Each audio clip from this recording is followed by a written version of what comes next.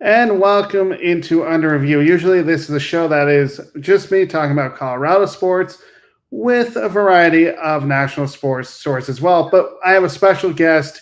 You know him as the host of the Chirping Pucks podcast, and you can find it on all platforms where you can watch your podcast at. And it's Frankie James, and his Twitter is Taken34 is the Chirping Pucks Twitter, and of course, we'll bring him on. What's going on, Jordan? How you doing, bro? Thanks for having me on. Oh, for sure. I mean, I'm good.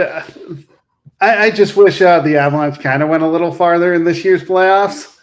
You always want the Avalanche to go a little further, but you know what? They just won a cup. They won like 2 cups in the last 3 years, brother. I mean, how many cups do you want? Right. I mean, I'm not going to complain. I actually knew as soon as Gabe Landeskog went down that we were in a bit of trouble. But I will say I wasn't surprised we didn't win it this year. I was proud of this team because look at what they did. Gabe Landeskog was out. I mean, you had Valery Nichushkin, which we'll get to him in a little bit. He just left. So, I mean, to lose to Seattle in 7 games, I'm proud of this team, especially since we did win the division. I'd much rather be in the playoffs than not, but that's not a dig at your team. You're preaching to the choir. Okay, the Philadelphia Flyers haven't been relevant since 2010, the last time that they made the the Stanley Cup final. You know, they got in on the last day of the regular season with the shootout win against the Rangers, and then they took it all the way. Unfortunately, they lost to Chicago in 6 games, but that's the beautiful thing about playoff hockey. You know, you get in there, and you never know what could happen. Exactly. I mean, I know, I look at Seattle. I mean, the first time they're in, and look at what they done. They went to the second round. I mean, it's crazy. Knocked off the good team too, man. Knocked off a great team, and we'll dive into that too because that's one of the biggest things I want to talk about for sure is Seattle. So let's get into the show. So the biggest surprise in the NHL playoffs for me, I'm going with the Florida Panthers. Here's a team that made the playoffs as the last team in the East. The thing I love about hockey, as opposed to a lot of other sports, you just get in and, you never know what's going to happen. You ride a hot goaltender, which they're doing. The thing is, though, is they were supposed to lose to Boston in the first round.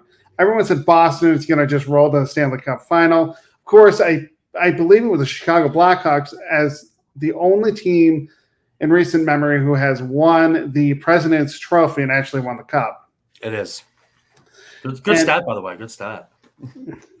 And you look at what they're doing, they're scoring 3.33 goals per game. Now, their power play, it's getting it done, 27.6%. So they're doing it on offense. What I think is amazing about them is that even with the poor power play kill, they're getting it done, 65.8%. But they're just riding their hot goaltender. They're playing great defensively. And again, they were supposed to lose to Boston. And then they beat Boston and beat the Leafs. Now they got the Kings, and we'll actually talk about that series. So what's been your biggest surprise? Seattle Kraken, 100%. It's the Seattle Kraken, a second-year franchise, coming in the way they did last year with that god-awful draft show. I mean, it was terrible. And then not playing too well. They bring in Dave Haxtell as the head coach, which the Flyers fans and myself are familiar with because we just couldn't get it going here. Still really green, and now he's up for possibly Coach of the Year. Upsetting Colorado and going 1 win away from the Western Conference Final in exactly their second year as a franchise.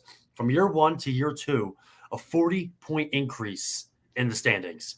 40 points, 19 more wins than the first year, and a possible Coach of the Year. They play very well together. They have their goaltender. I mean, if you watch that Game 7 that just passed against Dallas, I mean, the goaltenders were incredible. Both goaltenders were – Grubauer is sensational, and they're only going to get better. Just like the Vegas Golden Knights. They came in the first year as a franchise, went to the Stanley Cup and played the Washington Capitals, and now you have Seattle jumping in, bringing some more light to Seattle, obviously, as a hockey town now. They should be totally – happy with the way that their season went and the jump in the standings the way that they did. That's my biggest surprise, 100%. Getting into the playoffs, and then obviously, the way they fought Dallas. Like, Seattle just barely got in as well, if you remember. And Dallas led the division almost 90% of the season. And Seattle took it to them, knocked off Colorado. Who would have thought that? Who would have thought that Seattle would have knocked off Colorado? Not me. No, honestly, I thought the Avs. A lot of people here in Colorado were like, "Oh, we're going to get Game 7 or Game 6, and then win Game 7." But the thing is, though, like I said, I wasn't disappointed. We had too many injuries.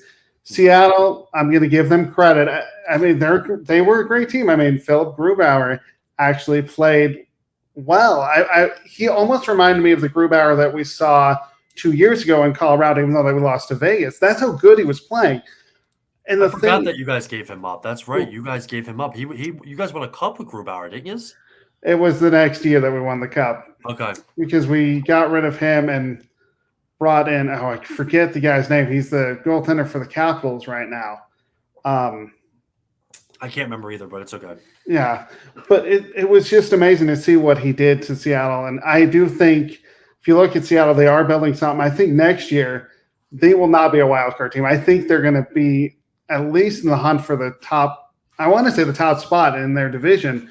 Yeah. But that's going to be really tough with Vegas. But I do think they'll be a top 3 seed and maybe even 2 seed in that division to get home ice advantage. We saw what it meant to them. Yeah, it's impressive to say too, but you just look at it from the jump from year 1 to year 2. And we didn't even see too much of Shane Wright, the consensus number 1 overall pick from last year. A lot of talks about him, and get another year with him and him playing. This team's going to do some pretty cool things. It's really impressive to watch. I became a fan. That's who I was cheering for actually most of the playoffs. Actually, honestly, I was too. Just after they knocked off us, I'm like, why not have Seattle? I mean, granted, I'm not a huge Dallas fan because they're in my division. I wanted to see Seattle go far in the playoffs, and yeah, they went to the second round. That's no joke. I mean, that's hard to do. We both know that. But I was really hoping they'd knock off Dallas and then maybe knock off Vegas. But hats off to them. It was a big surprise. So let's talk about – I remember that when we had our preview, you had the New York Rangers versus the Edmonton Oilers in the Stanley Cup final. Of course, I'm not going to talk about the Rangers because I saw what happened to them. They just didn't have enough offense. What in the world happened to Edmonton? I actually saw them in the last week of the season against the Colorado Avalanche. They knocked them off in overtime. But what in the world happened to them? Well, right off the bat, I think is that Vegas was able to shut down Connor McDavid. I mean, the year that Connor McDavid had, even this year during the regular season, and I was always a big guy that said like he just couldn't get it going in the playoffs. And then last year in the playoffs, he absolutely turned it on, him and Draisaitl. But Vegas was able to shut him down. They're a pretty gritty team. I was surprised to see them out, and how long their series went. Like seeing how Edmonton's series were just getting longer on teams that they should have beat maybe game 4, game 5. That was one of the biggest things. But me personally, the main thing was goaltending, which you thought was essentially was fixed. Stuart Skinner played more than he should have. They invested 5 years, $25 million in Jack Campbell, and he didn't get enough time. Skinner was pulled 3 times in the series, 4 times in 12 playoff appearances, and Campbell registered a .961 save percentage in the playoffs, and Skinner had a .883 save percentage, which was 5 points worse than Campbell. That actually cost him his job. That 100%, it was a coaching decision to go with Skinner and continues to keep going with Skinner and not to play Campbell is the reason why this team couldn't do it. Letting up 4 goals a game, you're not going to win games that way. No, you're not. And I look at his save percentage. He struggled with .875. The thing I look at on the other side was you actually had a backup goaltender in Vegas, and that was Adrian Hill. He finished the series, and he was actually more impressive. He had a 3-1 record with a save percentage of .934. See, Will had to say McDavid and Draisaitl are so good. Reminds me of Messi and Gretzky. I can't argue with that. Yeah, I can't either. Connor McDavid's generational talent, and with a guy like Draisaitl, it makes him an even more proficient player. I mean, the duo is just incredible. I almost might say that, as an individual with Messi and Gretzky, they're very great. They're some of the best in the world. Together, I would probably still say Connor McDavid and Draisaitl might even be better as a pair. I would agree. I mean, I wish I could say, I personally think McKinnon's the best player in the NHL, but the problem is he hasn't had much of a cast. I know I'm being a little bit humorous. The Colorado's had a great team. I mean, they've only got better. Like they are built to win championships, just like Tampa Bay. They have a cast, and we'll get into Colorado because I have my points on them. but they have to just stay healthy. That's true. And if you look at, I'm just, comparing McDavid and Draisaitl. The thing is those are the two best players. The Avalanche, we've seen it. They can score with their first line, their second line. It doesn't matter. You can put people in and out of the lineup, and they'll be fine. With Edmonton, if McDavid, I should say, is out and Draisaitl is out, they don't stand a chance. The depth's not exactly there. I mean, that's why they brought back Evander Kane on that decent deal, because of the way he complemented with his toughness and just the way that he plays the game. He's really bounced back from everything that he's been through. He really has. I mean, that's a little bit of a, Kane has had his problems off the ice, but on the ice, he's definitely a depth guy for the Edmonton Oilers. And we don't need to go into what he's done off the ice because it matters what he does on the ice. So let's get into the conference finals. This is such an exciting time of year. I mean, this is where you basically make your legacy, and we know this. And you look at, we're going to start with the Eastern Conference with the Panthers versus the Hurricanes. Now, my X factor going into this is Frederik Andersen, the goaltender of Carolina. I know I can say that about any team because you have to write a hot goaltender. But the thing is, though, he's 5-0 in the playoffs with a .931 save percentage and a goals against average of 1.80. He has kept Carolina in this series, or in this playoffs, I should say. But on the other hand, if you look at the Panthers, and I'm going to say their X factor is also their goaltender with Bravosky. Sorry, he's 7-2 with a .9. Yeah, there you go. .918 save percentage and a goals against average of 2.82. The thing is, though, I think it's a matter of which goaltender will get hotter in this series. You got to play Sergei Bobrovsky, and the Flyers know him all too well because we had him for so long and let him go. Brings back to the stories I've wrote about last year with FlyersInsider.com and the offseason about players that you let go too early, guys like Patrick Sharp, Justin Williams, Sergei Bobrovsky was definitely one of them. When you have good goaltending, it shows, and he's still playing at a pretty high level. My X factor for this, obviously, is important because it has to do with Carolina and their best part of their game, which is their defense. Their defense is absolutely incredible. They don't have that big time name. I mean, if you want to throw, which we'll call it in there, I can't remember his name off the top of my head, but their defense is incredible, and their coaching is so important. Rob Brind'Amour might be one of the best coaches in the NHL. They are a good core together, and they're very well coached. Now, Paul Maurice and Rob Brind'Amour were part of the Stanley Cup when Carolina won the Cup. Paul Maurice was the coach of Rod Brind'Amour at that time, and now they're about to face off for a chance to go to the Cup. And I think that Rod Brind'Amour is going to have the outs here, and they're going to win. My opinion. That is a very interesting point. You do talk about the two coaches. But if I look at this series, too, for the Panthers, I mean, they are playing with house money. I know it's funny to say that in the conference final because they weren't supposed to go this far. I look at it as this. You have to stay out of the box if you're the Panthers. Their power play kill has not been very good. They stand at 65.8% in these playoffs. Carolina has a lethal power play if they get to that. They're at 18.9%, so you can't give them chances. You don't want to give anybody chances. It comes to that fine line of like if a goaltender steals a game or if one penalty, could cost you a game. It's essential, mistake free. Anybody that gets in the playoffs knows what they do, and I know you keep referring back to that they shouldn't have gotten there. They've got there. You know how it is. You get into the playoffs, and you just never know what could happen. And that's why the Stanley Cup playoffs are the best playoffs around. Now, some of the keys to the series that I think are super important. Stopping a hot team in Florida. Florida is an extremely hot team right now. They, like you said, they may have not been able to get this far, or they shouldn't have. But when you go hot into the playoffs, that's what happens. Shut down Florida's big guns, and Carolina has to play to their strengths, which is their defense.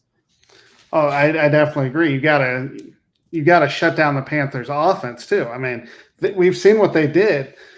So my question to you is, what is your prediction in this series? Because we saw, Will says I will give a little background on Will Vogel. He's a huge Canes fan, so he has him in 6. It's hard not to go. This is going to be such a good series. If the defense can shut down and you hold the chuck, you play, try not to be out physical with them, because obviously you see what Radko Gudas can do. I mean, that guy could just absolutely drop people. Play smart hockey, stay out of the box. I have Carolina Hurricanes in 6 games. I would agree with that. I mean, I think the Panthers, great that they've gotten this far. Of course, you want to go to the final, but I think this is where the road ends. And maybe next year they'll build on this and go even further. We'll move on, unless you got something else you want to say. Yeah, it's crazy to think like when the Florida Panthers made the trade for Owen Tippett, letting go of Owen Tippett and brought in Claude Giroux. This is the position that you want Claude Giroux to be a part of, going to the final again. And it's crazy, just in 1 year from the President's Cup, having Claude Giroux, late acquisition, to win the whole thing. They now have done actually almost better than what they were last year. I think that's pretty well to say.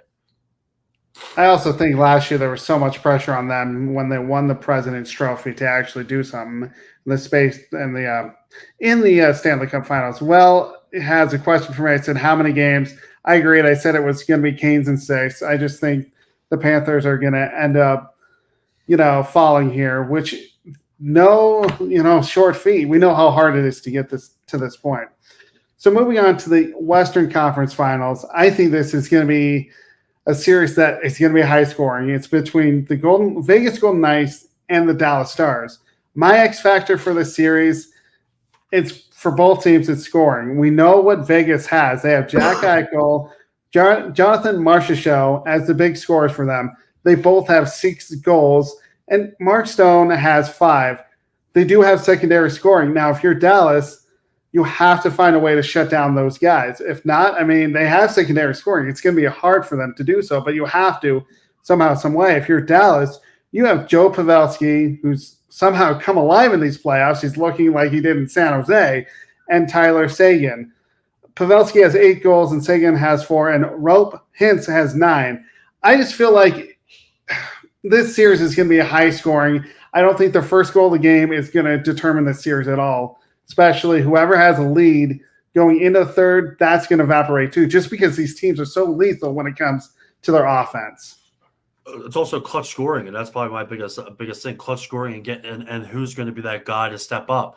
And not to mention, Stars goalie Jake Ottinger is just a better goalie. Mm-hmm. In this matchup, you saw what he just did. I mean, that last game, like Game 7 against Seattle, was just incredible. I mean, Jake Ottinger stole the show. I think he had 37 wins on the year, but the secondary scoring that you mentioned is a big part of it. Wyatt Johnston, 20-year-old kid, just broke the record, 20 years old one day with that incredible backhand shot. And you want to see guys like that continue on. Is that going to build a lot of confidence now within him, where he might, put in five biskies on the net and make things happen, But my biggest question mark is probably you have to get Robertson to start scoring for Dallas. He's just been flat. If he gets it going too, Dallas all the way.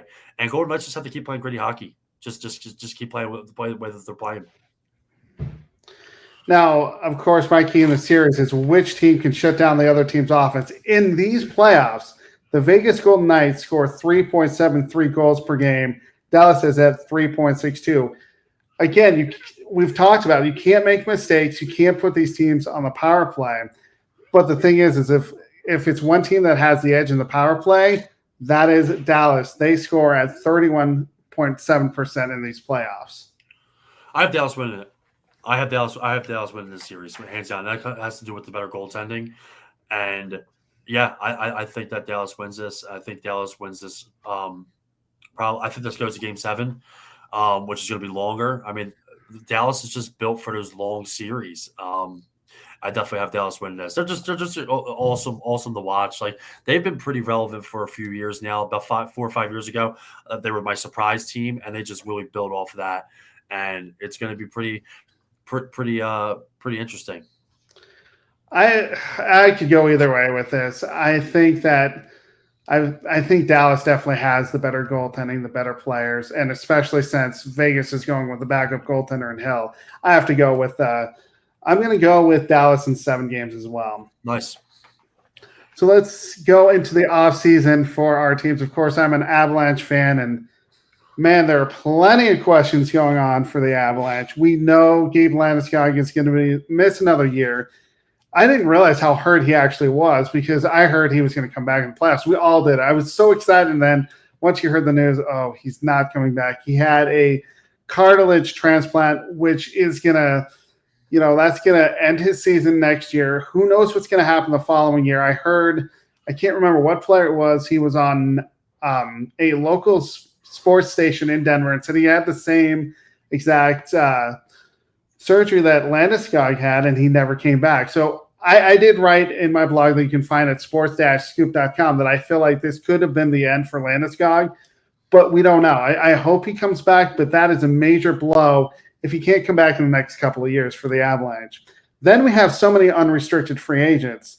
There's JT Copper, Lars Eller, who we got in a trade in the trade deadline, and honestly, we only got him for faceoffs, and he didn't really do anything. Evan Rodriguez, Andrew Cogliano, Darren Helm, Matt Nieto, both Johnsons, Jack and Eric Johnson. The guys who I really want back, though, if I had to choose a couple of guys, it's JT Copper and Evan Rodriguez.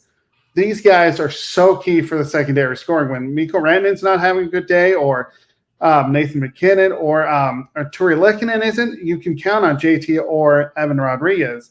Copper scored 17 goals and added 35 assists this year. And Rodriguez, I know it was a down year because we all thought that we would have better secondary scoring from him. He had 16 goals and 23 assists. As for the others, I could see Darren Helm retiring. The guy is 36 years old, and he only played in 11 games, and I believe he played in a couple of playoff games, but he didn't look the same. Jack Johnson, we acquired at the trade deadline with Chicago just so he could retire with the Avalanche and maybe have one more run. I just don't see it. The one guy that maybe could come back, and I thought he should have retired last year, was Eric Johnson. Yeah. The other questions for Avalanche fans, though, and that was the organization, is what happens to Valerie Nichushkin. I have no idea what happened with him after Game 2 or Game 3 in Seattle. There were no details. He left for personal reasons. All I know is there was supposedly a drunk woman in his hotel room. That's all I know. He left for personal reasons.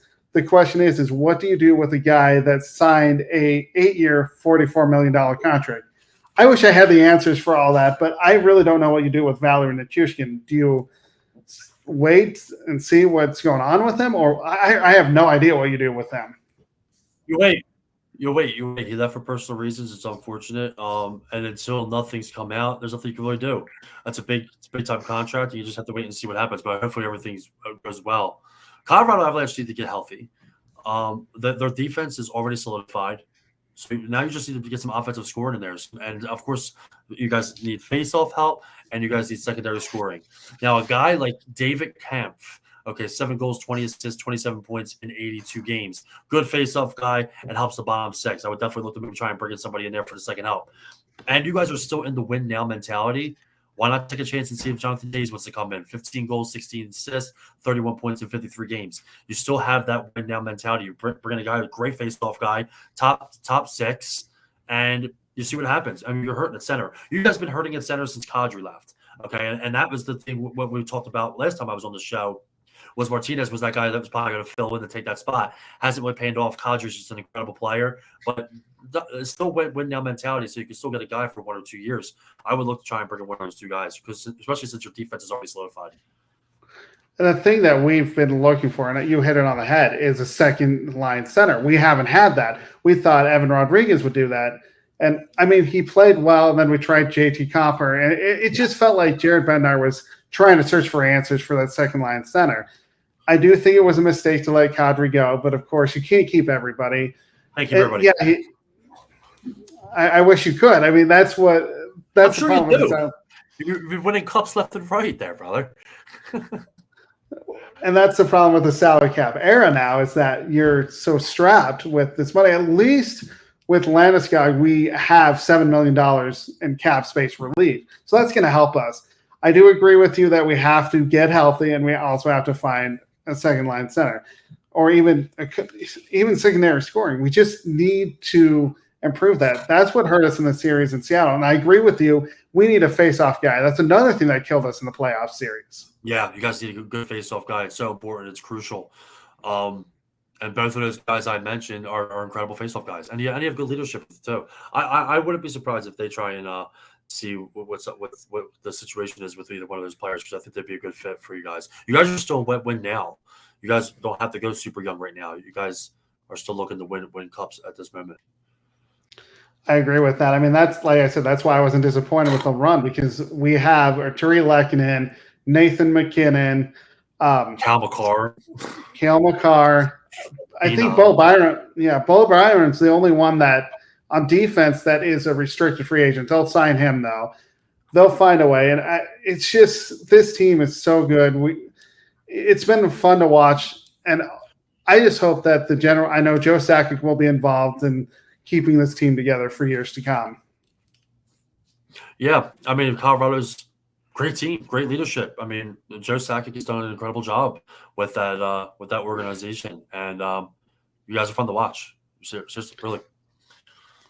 So let's go to your team. I saw you don't have a lot of free agents. Unfortunately, you've got James Van Riemsdyk, which I heard he was going to get traded during the trade deadline, and nothing really materialized. I heard he was coming to Colorado. Yeah, that's Chuck Fletcher for you. Literally, and that's why he's out of a job. He couldn't pull the trigger when it was needed. That was definitely a guy that you wanted to move for anything at that point. Even if what the biggest off-season thing for the Philadelphia Flyers is clearing cap. Cap. No big signings. First of all, nobody deserves a big signing here except for one guy, that's Carter Hart. Lock him up for 5 years. Goaltending is everything. Move guys like Travis Konechny. Get a second-round draft pick for this draft. This draft is so deep. I was talking with Russ Cohen, Sportsology.com. Big guy with the scouts and the juniors. Good friend of mine as well. It's definitely a shout-out to him. He's got a ton of good stuff going on. This draft is so deep, and the Philadelphia Flyers do not have a second-round pick. You move guys like Travis Konechny. Tony DeAngelo is probably not going to be here. You keep Ivan Provorov, at least let him finish out his contract. You're not going to find a 25-year-old puck, guy that eats up a bunch of minutes and gets shut down. You can't move him. I don't care if he doesn't want to be here. You hold on to him as long as you can. You have to get assets. Get assets. That's the most important thing you need to do, and start getting rid of these contracts. Nobody gets a big deal at all. Just bridge contracts. That's it. That's an interesting take, because I mean, I look at you guys. You do have a lot of veterans that you need to get rid of, but at the same time, I don't think you're that far off from making a playoff run. But I do think you do need to get a little younger. 3 years. 3 years, I think, and like we're starting to see a little bit with the young guys. Noah Cates had an incredible year. Travis Konechny even had an incredible year, but that's the trade bait. Maybe move him around the deadline so you still have him for a portion of the season. A team like Colorado, that would be perfect for you guys. 30-goal scorer, he definitely gritty, just a really good player, had a great year. But the new management, Danny Briere is now the official general manager, and Keith Jones, former Flyer, is now the president of hockey operations. You're going to see a lot of different things happening here. And I love the move, but patience. You have to be patient. It's so important to be patient. I've been patient. Everyone else needs to be patient. Flyers fans, just be patient. A lot of good things are going to come. A lot of good things are going to start to happen, but you have to clear cap and draft. The draft is so important, especially this one, because it's so deep. This draft is so deep. I do like the where you guys got Keith Jones. I mean, the guy knows hockey. I mean, I'm seeing him as an announcer, and he's so smart. I just hope he, builds a team for you guys to actually compete. Yeah, well, I mean, competing, we always want to be competitive, especially with John Tortorella as a head coach. You're going to compete, and guys that aren't, don't play. I mean, you saw Tony DeAngelo sit the last 7 to 10 games, and I'm a huge fan of Tony. I think he's a great guy. I got to talk to him at the World Youth Championship, which we'll go into a little bit later on. From New Jersey, so he's local. I like him. I think he plays a good game too, especially on the power play. But you have to try and stay competitive, and they haven't been. They haven't been really relevant in that category in some time. And getting Sean Couturier will also be a huge factor as well. The thing that I look at is you definitely have a good coach in John Tortorella. It's just a matter of just building the team. That's all you have to do. I honestly believe that. You have the coach, you just need the team. Coach, the management's there now. I mean, you have opportunities. It's just going to take a little bit. I'm patient. I'm ready. I'm excited to see what happens. That's the one thing you do have to be patient with. You have to I'm be. gonna, I know as I'm going to go to a different sport here in Colorado, the Denver Broncos. We want Super Bowls. Well, you have to be patient, and we weren't patient last year with Russell Wilson. I know that's a different sport, but it's just the same idea. You got to be a little patient. Well, Russell Wilson also it's tough to be patient with him because he's already solidified a quarterback. I mean, Yeah, that's true too. he just doesn't have many weapons. They just thought that Russell Wilson coming in was going to fix the job, just like the Jets probably think that Aaron Rodgers coming in is going to fix the job. It's probably not going to be the case. Better Well, team, but it's not going to be. well, yeah. I mean, that's what we saw with Peyton Manning years ago. We thought he would be the Russell Wilson would be the next heir of Peyton Manning, John Elway. Yeah, that hasn't happened. But No. you know, you guys won a chip though, and that was because of your defense. yeah, exactly, and that's what we need to do. But let's get back to hockey. I mean, I know I segued to football, and I definitely agree with you with the Jets. The Jets are thinking they're going to be Super Bowl contenders, but who knows? But maybe we'll have you on to talk about football in a later date. Absolutely, always have to. Now I'm going to a kind of a sadder situation, and unfortunately, I hate to see this, but Arizona. The Arizona Coyotes are so much in trouble. For those of you that don't know the story, they have been playing in a smallest NHL stadium, ASU. and that is on ASU. exactly, and it holds about 5,000 people, which I even tried to look at tickets for them, and they were way too expensive. They were like $200, $300. But if you look at so bad, I want to go so bad. I just wonder what kind of environment that would be in a college setting. And supposedly they didn't have lockers for the hockey players too. That's a disaster. You said you feel bad. I don't feel bad at all. There's no market there. The team hasn't been relevant since their franchise. They haven't had a good player since Shane Doan. Okay, maybe like they need to get out of there. Okay, it's a shame. It's a shame. They're going to finish out the season this year, but they're relocating. And we talked about it before the show. Send them back. Sell the team. Quebec Nordiques, here they come. I want to see it happen again. I want that team back. I want that jersey back. Set up where there's a market. People are talking about, I think, Utah, anywhere. And there's no hockey for Phoenix or Arizona, wherever their team. The Coyotes, they're done. The Coyote is extinct.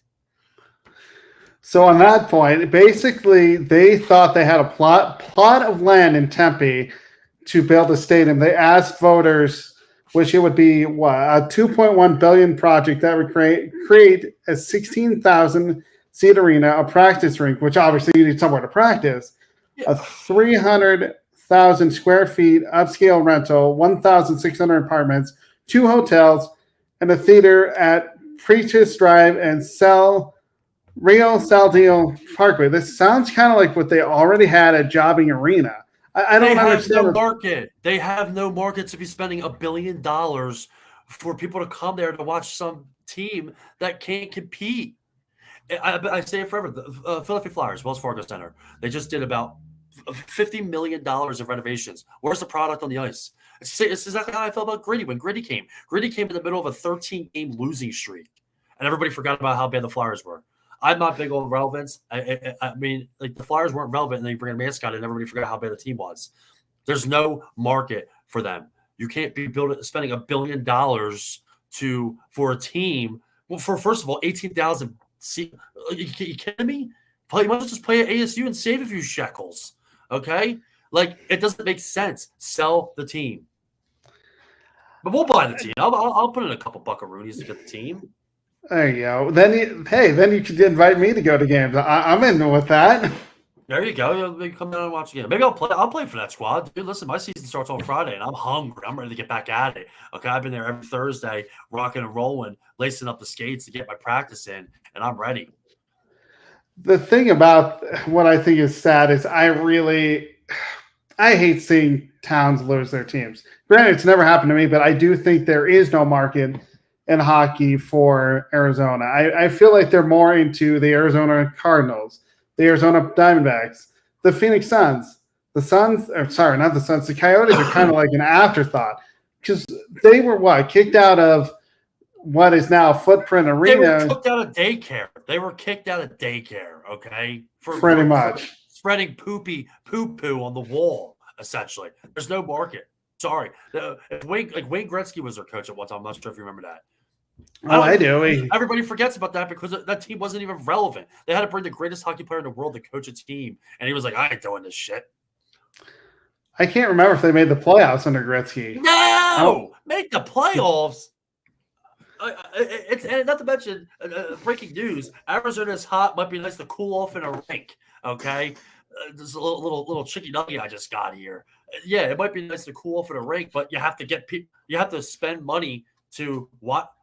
It's so hot outside. I'm gonna go spend $65 to watch a team suck. You might as well just get a garbage can, fill it up with ice water, and then just jump in and then hang out that way. At least you wouldn't have to go through the psychological warfare of watching an embarrassment of a team. I wonder where they would go in Quebec. They'd go to the Nordiques. That's where they're going. I do think that if I look at this situation, again, I hate to see a team lose, any city lose a team, but if there's no interest, why would you want to keep pushing the envelope or market, trying to push the envelope to keep the Coyotes there? I know I've been to a game when they were at Jobbing Arena, and that place was, I want to say it was 10 years ago, but that's when they actually sort of had a market. They weren't good, but at least people went. Now it just seems like 10 years ago. I don't even know who was on the team then. Who have they ever had? Shane Doan. They had Derek. I can name one other player, and that's Derek Morris. So that's because he was an Avalanche years ago. I'm actually quite curious to see who was on that roster of here we go. Coyote I was going to say, who's even on that roster? Roster in 2013. All right, here we go. Let's take a look here. Shane Doan was on there. Travis Boyd. All right, Martin Hansel wasn't bad. Josh Brown. Let's see. Antoine Vermette was on that squad. Keith Yandel was actually on that squad too. But yeah, I mean Ekman Larson. You had a couple of people, but yeah, I mean you had a couple of people. I'm going by here. Goalies: Mike Smith, Thomas Grice. Get out of here! Come on, Jordan. Sell the team. Let them go. I can't even name a Coyotes player on this roster this year. I couldn't even tell you who's even playing for them. They were that bad. I have no clue. I actually don't know. And I've been around the league media-wise for 6 years. I've been playing this game for 16, 17 years, and I can't tell you one player. Wow, that's not good. That's pretty bad. I'm actually looking at their roster, and the only guy that I may have heard of is Travis Boyd. That's it. Otherwise, it's a lot of no ones. I thought that was a wide receiver for Cincinnati Bengals. I know, right? I think. I should think of it. Interesting. He also plays for the Cincinnati Bengals. Yeah, he's sports. Unbelievable. But yeah, I mean, I'm for selling the team. I mean, yeah, there's just no market there. So you're saying they would go to Quebec? Is that where you want them to? I would love for them to bring back the Nordiques, man. How could you not? That would be awesome. An original? Oh, yeah. I'm all about it. I think that would actually make the most sense because, we're always trying to figure out how can we get a team back in Quebec? Well, this is their best chance. It's the only chance. Utah. They were talking about bringing the team to Utah, too. Like, what are you going to be? Like, why? Just go to Quebec and bring the Nordiques back.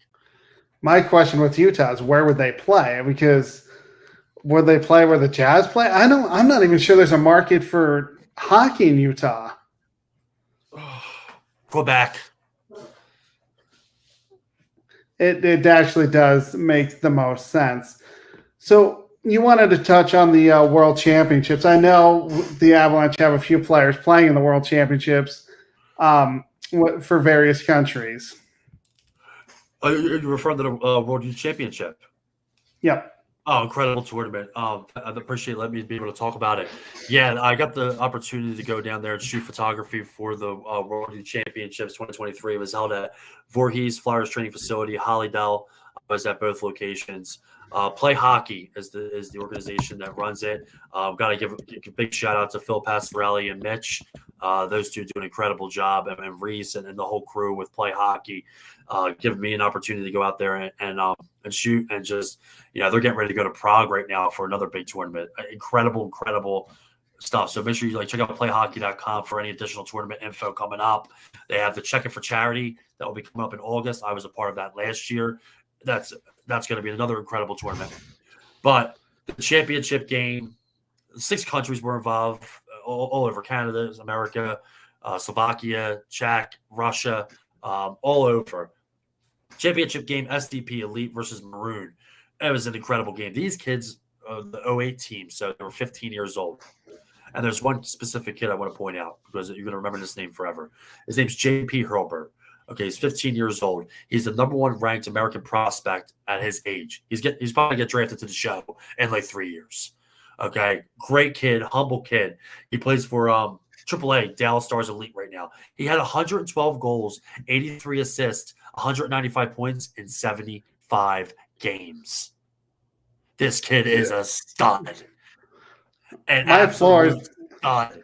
I watched him play the entire tournament, and he was studly. And he carries himself really well. Great kid. Russ Cowan from sportsology.com. I actually sat down and did a little interview with him. It was great to see Ross there at the tournament as well. And did a little article about JP. I'll have to share it out to your viewers.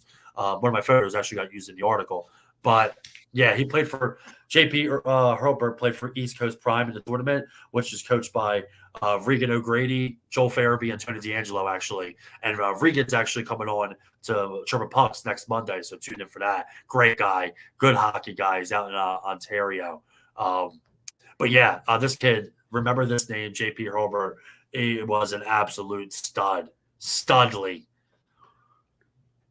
I mean, 195 points in 75 games, dude. 112 goals.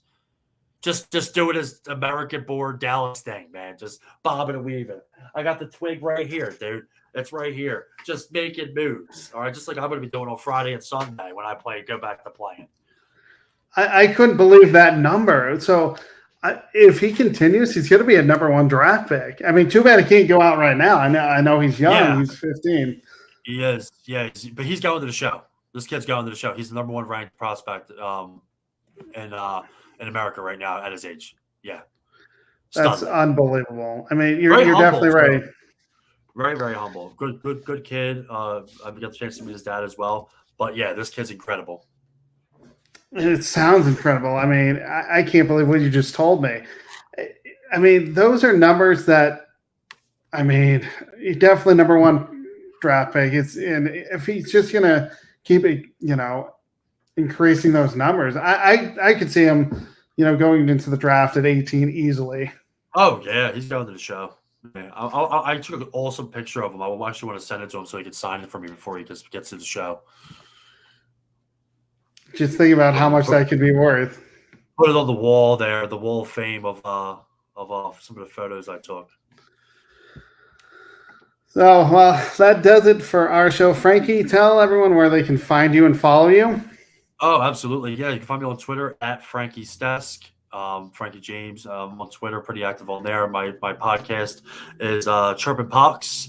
We'll be having a good interview next Monday with Regan O'Grady, who is the coach of that team. We'll probably talk about JP as well a little bit and get his opinion on that, and talk about the tournament in general and what he's got going on before he heads out to Prague.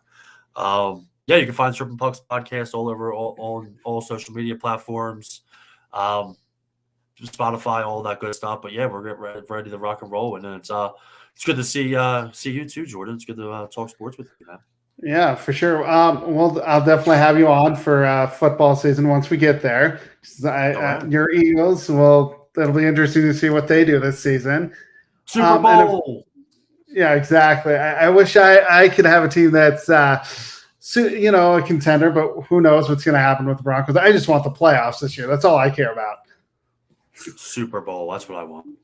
And once we get to the Stanley Cup final, we'll have you back on to preview that. It'll either obviously be the Vegas Golden Knights or the Dallas Stars versus either Carolina or the Florida Panthers. But thanks again, Frankie, for coming on, and I will catch you next time. Thanks, brother. You're welcome. This has been Under Review and here on the Sideline Sports Network, and we will catch you another time.